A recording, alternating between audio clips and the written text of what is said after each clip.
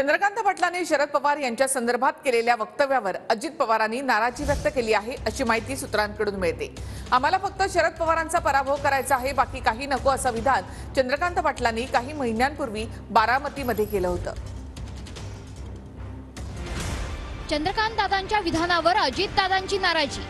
हल्ली कुणाला भाषणाला बोलवायचीही मनात भीती वाटते। महायुतीच्या समन्वय बैठकीत अजित पवारांनी बोलून दाखवली खंत। आम्हाला शरद पवारांचा पराभव करायचा आहे, बाकी काही नको असं विधान चंद्रकांत पाटलांनी केलं होतं। दरम्यान चंद्रकांत पाटील यांच्या विधानावर अजित पवारांनी नाराजी व्यक्त केली आहे। शेवटी राजकारणामध्ये तराजू लावायचा असतो। काय वजनदार आहे, काय हलका आहे, काय वजनदार आहे, काय हलका आहे। आम्हाला शरद पवारांचा पराभव जास्त वजनदार आहे। तुम्ही आज हे फूट बीट घरात फूट वगैरे म्हणता, ती फूट नव्हती काय की तुम्ही शिवसेनेला बाहेर काढलं। मला पवार शरद यांचा पराभव, मला आणि माझ्या कार्यकर्त्याला बास इतना काफी आहे।